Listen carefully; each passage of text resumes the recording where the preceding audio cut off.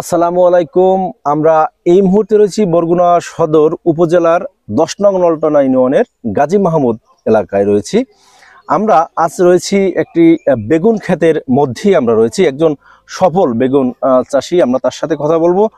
উনি একসময় নদীতে সাগরে মাছ ধরার জন্য সবসময় ব্যস্ত থাকতেন, কিন্তু এই কৃষিকাজ কিভাবে আসলেন তার কাছ থেকে আমরা শুনবো। তার সাথে আমরা সরাসরি কথা বলবো, বেগুনের তার কতটুকু সফলতা আমরা সরাসরি তার সাথে কথা বলবো। তার সাথে কথা বলার আগেই আমাদের সাথে যারা আব্দুর রহিম বলকে যারা যুক্ত রয়েছেন সকলকে আমি আন্তরিকভাবে ধন্যবাদ জানাচ্ছি আমাদের অনুষ্ঠানের পাশে থাকার জন্য। লাইক এটা কমেন্ট করে আমাদের সাথে থাকবেন। আমরা সরাসরি কথা বলবো। ইদ্রিস ভাই, আপনি কেমন আছেন? ভালো আছি ইনশাআল্লাহ, আপনি তো ভালো আছেন? আছি আলহামদুলিল্লাহ। ইদ্রিস ভাই, আপনি এখানে কত শতক জমিতে এই বেগুন চাষ করেছেন? এখানে 20 শতক জমিতে। 20 শতক জমিতে বেগুন চাষ করেছেন? জি জি। এর আগে আপনি কি করতেন? এর আগে আমি নদীতে জাল বাইতাম। নদীতে জাল বেঁধেন। এইটা যে করলেন, এটা কার বুদ্ধিতে কিভাবে করলেন? এটা আমাদের এক এখানে জব্বার শিকদার করে একটা লোক ছিল। উনি আমি একদিন ওই নদীতে যাওয়ার সময় আমাদের ধরছে, ধরে বলছে তুমি আর নদীতে যাইও না, তোমার বাপের যে জমি আছে তুমি চাই চাষ করো, ওই চাষ করে তোমার উপার্জন বেশি হবে। তখন আমি চিন্তা ভাবনা করিয়া কিছু নুন নিয়ে এখানে অনাদাবে দিয়ে একটা জমি ছিল, মানে ডুবান্যা ছিল পানিতে। এই ডুবান্যা ছিল পর আমি এইটারে ভরাট করিয়া মোটামুটি আগে একটা বেশি একটা উন্নত করি। তখন আমাদের এই উপসহকারী কৃষি অফিসার মাকসুদ ভাই সিনে আমার একটা পরামর্শ দিল, দিদি ভাই বেগুন তো করেন, তাহলে মার্চিং পেপার দিয়ে একবার করে দেখেন।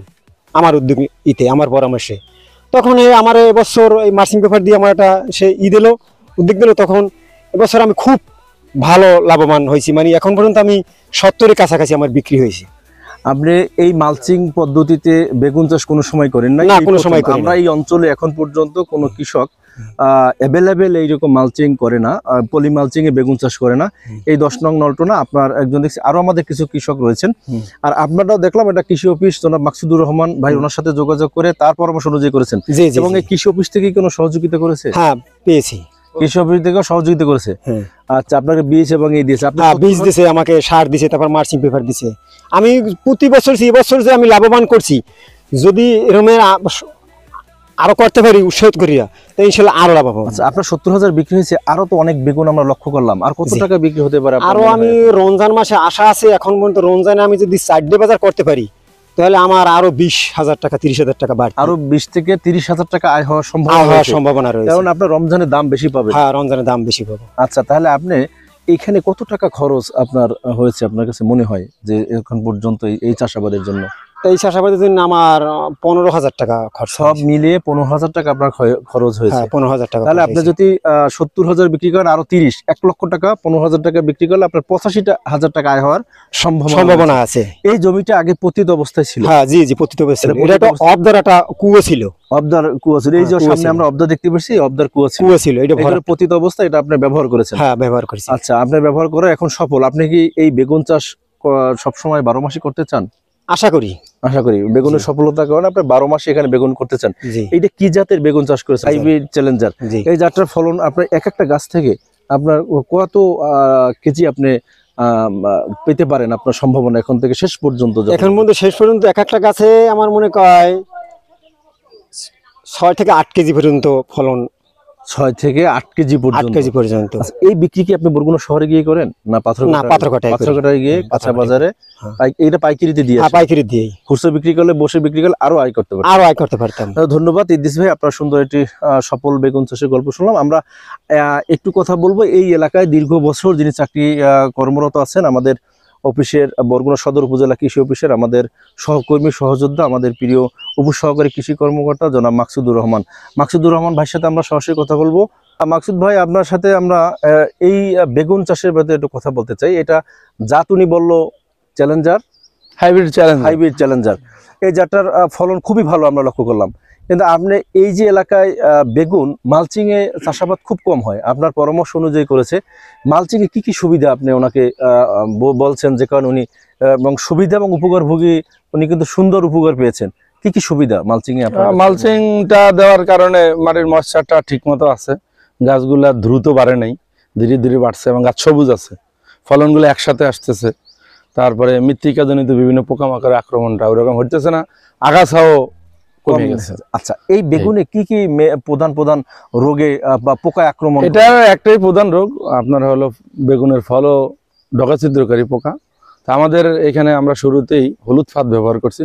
আপনারা একটা হলুদ ফাঁদ ওখানেই দেখবেন, হলুদ ফাঁদে বিভিন্ন ধরনের পোকা আটকাইছে এবং মারা গেছে, যেটা পরবর্তী নষ্ট করা হয়েছে। এই জন্য এখানে অল্প পরিমাণে কীটনাশক ব্যবহার করা হয়েছে এবং এখন যে পরিমাণ পোকায় আক্রমণ করে এটা গাছের জন্য সহনীয়, তাতে গাছের খুব একটা ক্ষতিগ্রস্ত হয় না।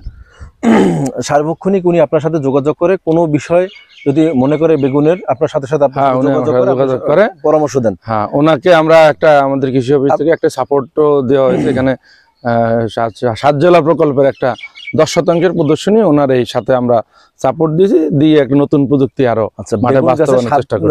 জেলা একটি প্রকল্প থেকে বেগুনের প্রদর্শনী দেওয়া। আচ্ছা, বরগুনা সদর উপজেলা কি এই মালচিং পলি মালচিং এ কি আরো বেগুন চাষ হয়েছে না? হ্যাঁ, বরগুনায় আরো কিছু প্রকল্পে হচ্ছে, আর কৃষক উদ্দেশ্য করতে পারে, এটা আমার হয়তো জানা নেই। আরো অনেক কৃষক আছে, কিন্তু আপনি কি মনে করেন যে কৃষক এই পলি মালচিং এর সুবিধা পেয়ে আস্তে আস্তে আরো উদ্বুদ্ধ হবে? আমাদের এই প্রযুক্তিটা ধীরে ধীরে বাড়বে এবং কৃষক বাইরে উপকৃত হবে।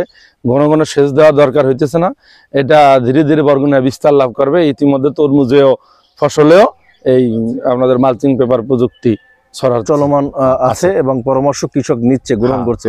ধন্যবাদ মাকসুদ ভাই সুন্দর একটি পরামর্শ দেওয়ার জন্য কৃষক ভাইদের। আপনাকে অসংখ্য ধন্যবাদ। আমরা আমাদের ইদ্রিস ভাইয়ের এই যে বেগুনের সফলতা আমরা গল্প শুনলাম, ইদ্রিস ভাইয়ের উত্তর কামনা করি, তার সফলতা আমরা সবসময় আশা করি। কৃষি বিভাগ তার সাথে রয়েছে সার্বিক সহযোগিতা পরামর্শ দিয়ে। আপনাদের এই মুহূর্তে যারা আমাদের এই বেগুনের সফল কৃষকের গল্প শুনলেন, আশা করি আরও নতুন নতুন কৃষক এই বেগুন চাষের উদ্বুদ্ধ হবেন এবং আরও নতুন নতুন কৃষক তৈরি হবে। আমরা ইদ্রিস ভাইকে ধন্যবাদ জানাচ্ছি এবং দীর্ঘ সময় বসে আমাদের এই আব্দুর রহিম ব্লকের আমাদের এই অনুষ্ঠান যারা শুনেছেন দেখেছেন সকলকে আন্তরিকভাবে ধন্যবাদ জানাচ্ছি।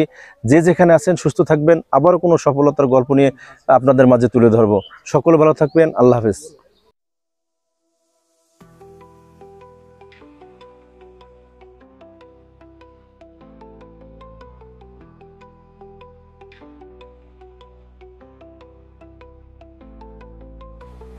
সবুজের ডাক শুনি ভোরের আলোয়, মাটির প্রাণে মিশে স্বপ্নের আলোয়, শ্রমিক ঘামে গড়ে তুলি সোনার মাঠ। আমরা কৃষক, আমরা বাংলার শক্তি, মাটির বুক চিরে এই জীবনের দান। ফসলে হাসিতে ভরে উঠুক প্রাণ, আধুনিক কৃষি নতুন পথের গান। আমরা কৃষি করি নতুন স্বপ্নের ভুবন।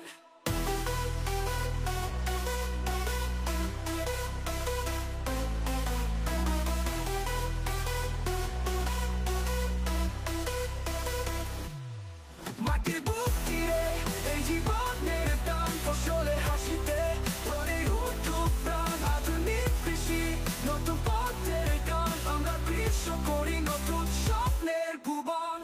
ট্রাক্টর চলে, শস্য তোলে, ডিজিটাল দুনিয়া হাতের রোয়ে, সেচের ধারা ড্রোনের